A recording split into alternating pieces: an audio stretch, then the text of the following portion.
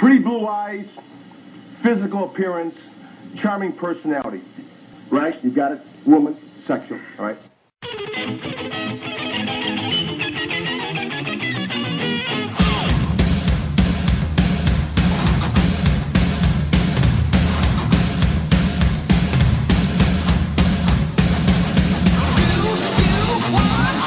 How many apartment buildings can you own? Hey, fellow crappers. It's your old buddy, your old pal, R.D. Reynolds here once again, WrestleCrap Radio.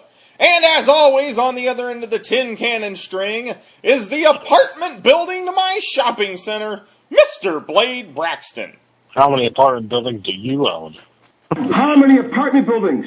I honestly think that we should just have the entire show this week be Paul Christy.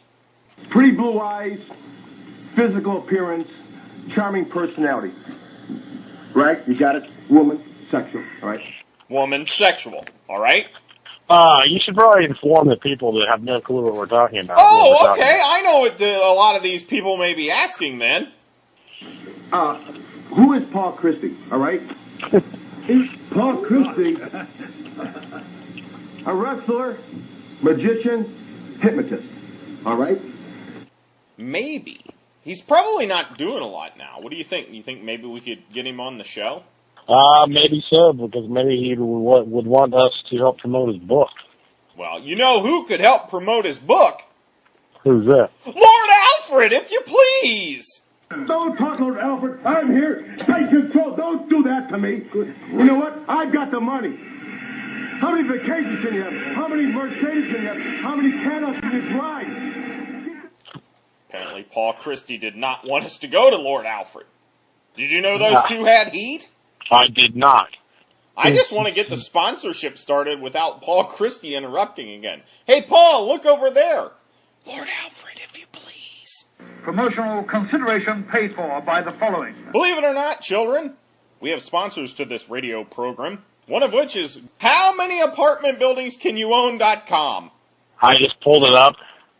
It says, the many faces of Paul Christy, but there's a big yellow caution flag across it. It says, caution, scams, cons, and sex. Wow.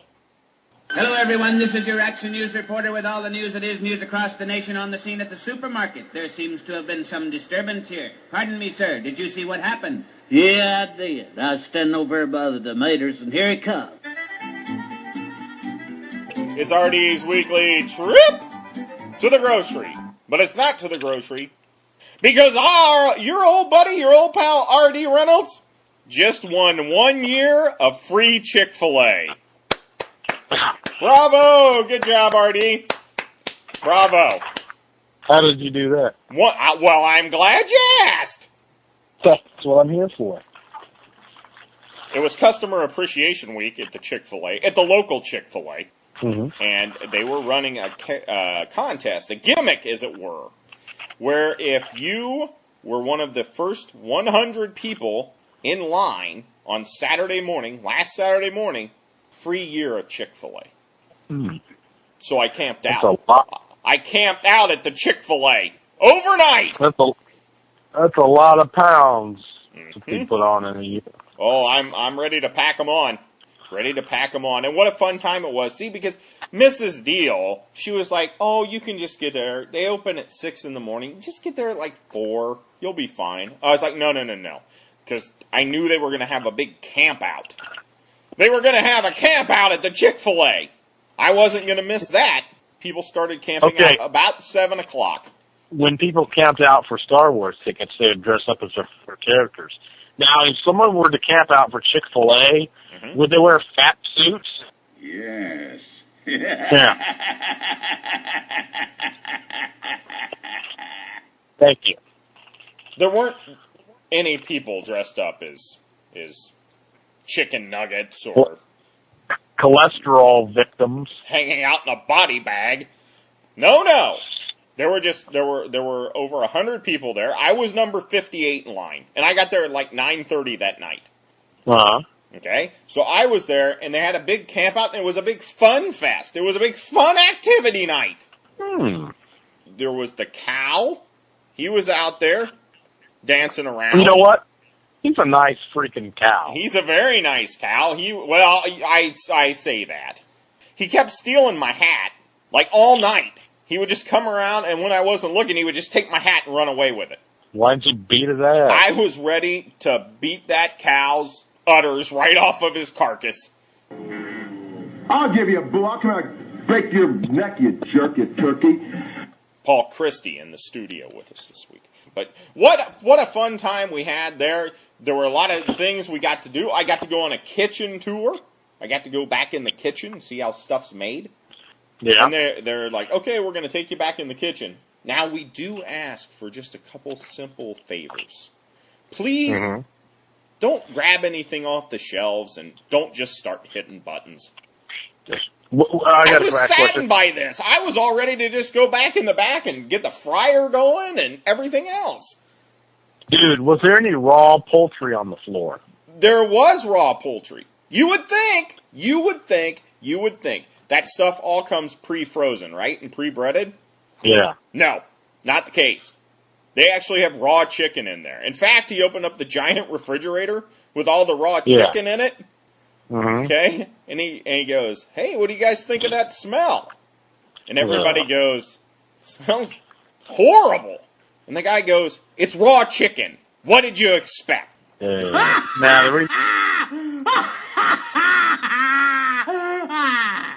They didn't throw chicken on the floor, but what's the pastime here in Indianapolis that we bring up every once in a while? Playing cornhole. That's right, and that's what they had at the Chick-Fil-A. They had Chick-Fil-A cornhole games. What's the difference between a Chick-fil-A cornhole game and a regular cornhole game you play in your yard? Well, I'm glad you asked.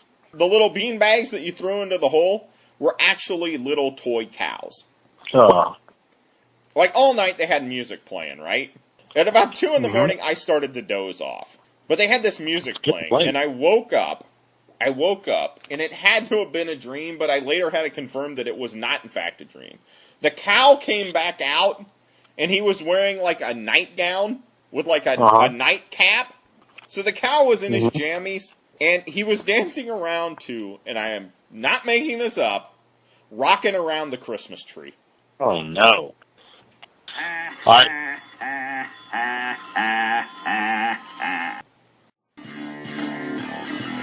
Feel good! Alright! Feel good! He's gonna be your Frankenstein, Ivan! A Honky Tonk Man and some other fan, they were going to swing guitars at each other, and a photographer was going to take a picture of the two guitars colliding and exploding. But when the guitars collided, apparently the neck of one of the guitars gashed the Honky Tonk Man's finger. Jeez. He was unable to wrestle that night, but he came back and sang and danced. He could still play the guitar. Well, as good as he ever did. Apparently, superstar Billy Graham is on he's on a crusade almost, I guess. Yeah, superstar Billy Graham. Well, apparently, some guy who was in charge of some NWA Legends Fan Fest incurred the wrath of Billy Graham, and Billy Graham took up his old evil ways from Florida days. Because this guy, the promoter from the Fan Fest thing, actually posted an angry email that Billy Graham sent him. Oh, my. I think, apparently, according to the promoter, Billy Graham started demanding more money after the original deal had been made. Subject, $475. Okay.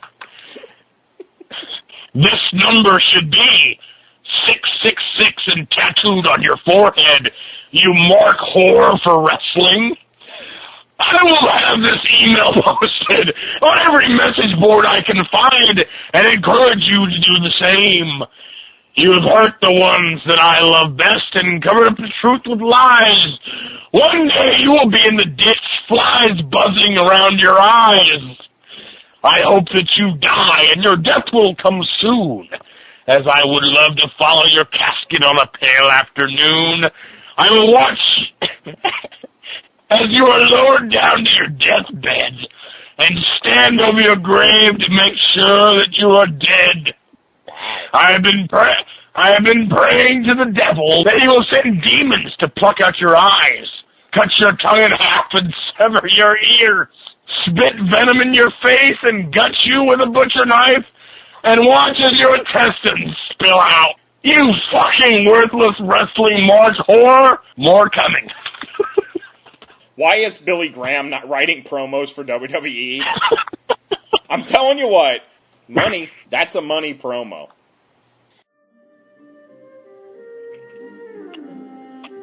G.M. Adamley. What on earth could be better? G.M. Paul Christy. How many apartment buildings can you own?